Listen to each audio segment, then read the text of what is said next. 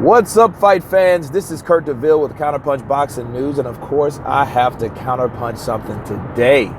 I have to cover the last interview that Deontay Wilder was in.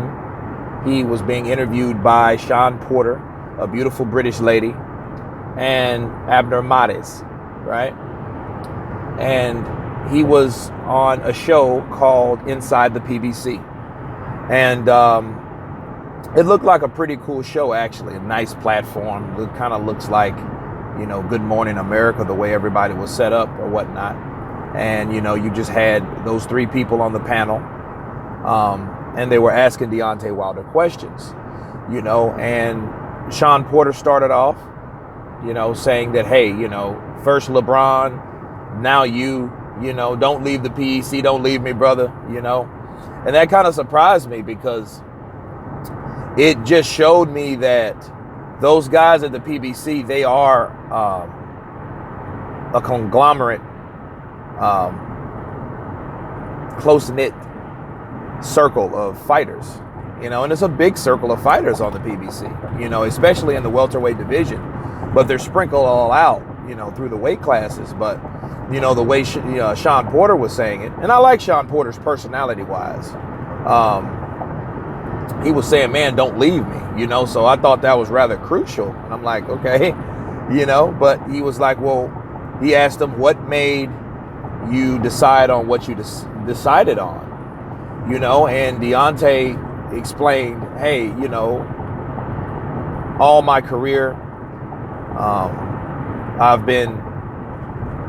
I had my career in other people's hands, and it was time for me to make my own decisions, be my own boss, dictate everything, run everything, and it was also exhausting, and it drew a lot of energy from him to, sleepless nights, making sure everything was right, making sure no rock was unturned, to make sure he made the right decision.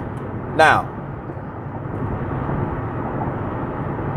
what I get from that is I have to counterpunch that.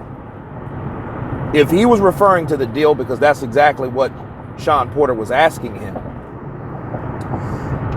he couldn't have spent that many restless nights over that deal, because that deal was presented to him like on a Tuesday, and it wasn't really long after that.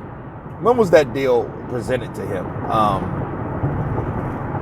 It was presented on a Tuesday, and I think he had a week, I want to say.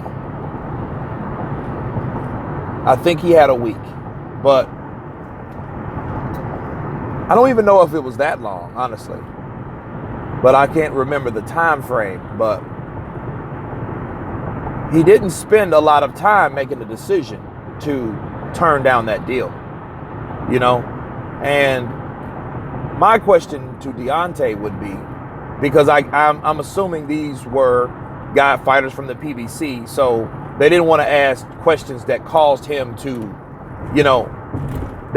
stutter or, kind of freeze up, or, one of those loaded questions where he couldn't really answer right away. You know what I mean? Because, certain people ask certain questions that fit the narrative or the comfort of a fighter, which is Deontay Wilder in his case. So they did ask pretty good questions, pretty simple questions that allowed Deontay to talk. Well, my problem about it is you didn't take a lot of time deciding when or like what you were actually going to do, and his narrative changed from, well, I dictated everything. I want to be my own boss.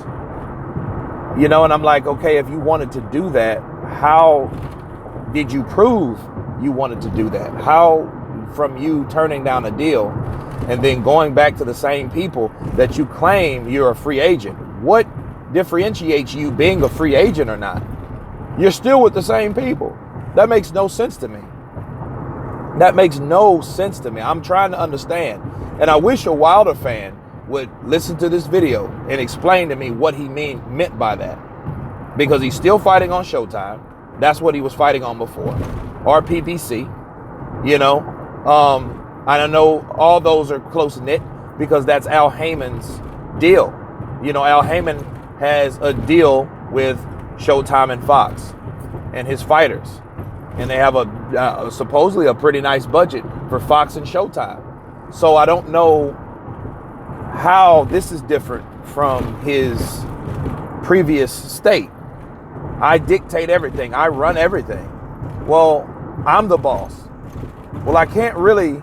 How do you really say that you're the boss and you run everything where you got Shelly Finkel talking for you? He just shut you down. They asked you a question. Hell, and Shelly answered. They didn't. If I'm the reporter, I'm like, I wasn't talking to you, Shelly. I asked Deontay. You know, why couldn't Deontay answer those questions? And see, these answers are a lot different from the answers that he said before. Now, I can understand anybody that says, well, why didn't you take the DAZN fight? And you reply, well, there's many reasons I didn't. Okay? Shelly Finkel said the reason why they didn't take the fight was because they didn't want to reveal what Anthony Joshua was getting. So because of that, because they couldn't calculate what the split would be, they decided to reject the offer. That's what Shelly Finkel said. Deontay Wilder is now saying, well, I made that decision because I'm tired of someone else dictating my life. I'm betting on myself. I don't want to put my hands in charge of anyone else, okay? I want to make sure that I do it in my own hands. I run everything. I dictate everything. So, but I don't understand that. I don't understand what he's talking about because you never left anywhere. Nothing's changed. You're still associated with the same people that is in charge of your career, your so-called family, your team. That's who you still deal with. If that was the case, it would only be you answering those questions and not Shelly Finkel at all. He is your manager. Al Heyman is your advisor. You claim not to have a promoter like other fighters, but then yet you're getting paid less than other fighters. And he compared himself to Tyson Fury. He compared himself to Anthony Joshua. And he says, oh, well, they have promoters and I don't. I'm like, well, who the hell, what, you got 4 or 5 people in your state, you know, and he hasn't left anyone. You know what I mean? So the whole big thing was Showtime, but he didn't leave anyone. You just rejected an offer from some other network. That's all you've done, and other networks, plural, because he dissed or rejected the ESPN deal, and he did the same to DAZN by re-signing or fighting on Showtime. Now, maybe it's from fight to fight, but that's a poor explanation from you saying, oh, well, I'm my own boss. I dictate everything, and I'm free, and I'm going to go back to where I came from, you know. But the answers and the explanations are different. See, when you start saying, one person starts saying this, another person starts saying that's the reason, then you start saying, well, wait a minute, you said that you actually didn't fight him because of the fight or the purse that Anthony Joshua was getting. Well, he didn't say that in this interview at all. I'll leave the link below. You guys read this, you know, and he also went on to say, this was a whole different narrative. He went on to say, well, a lot of people about humans, everybody wants this fight right now. This fight has to marinate. It does. Well, that's kind of contradicting, isn't it? It ain't kind of. I'm being facetious. It is contradicting because this is the same guy that I want Joshua. No more hiding, no more running, no more ducking. I want Joshua, right? This was late 2017, okay? This is spring of 2019. And now you're saying in over a year's time, going on 2, you're saying, oh, this fight needs to marinate. And his explanation of why does it need to marinate? Oh, because we put our lives on the line for other people's entertainment. Okay, that's a generalized moral fucking explanation. Of course you do that. You're a prize fighter. You get hit in the head. We know that, you know. But don't give me a pity party and then the next breath you say you want to knock someone's brains out. That makes no sense. That's totally contradicting. I want to knock somebody's brains out. I want to look at somebody's kid in their eyes and while I cripple their father. Yeah, but then we put our lives in the ring. We risk our lives. No, you're the executioner. You're the bronze bomber. You know, you're the guy that makes it happen. You know? So I don't, like, it's a lot of contradicting things, I feel. You know, because he would have brought all those other factors to the forefront and explained those in this interview. He said some different shit. Let's just face it. Everything he said was absolutely different from what Shelly Finkel said. Shelly Finkel answered these questions the way he felt he wanted to answer the questions. So maybe, just maybe, Shelly Finkel's own agenda would be, oh, that's why I didn't want Deontay Wilder to sign. So I quote, we decided together not to take this particular deal because they didn't want to say what Anthony Joshua was getting. I don't even think that's what Deontay Wilder was pissed about at all. You know what I mean? I don't think that. I think that was Shelly's bag. Honestly, I don't think that was the case. I think everybody has their agenda for Deontay Wilder, and he hasn't known it by now.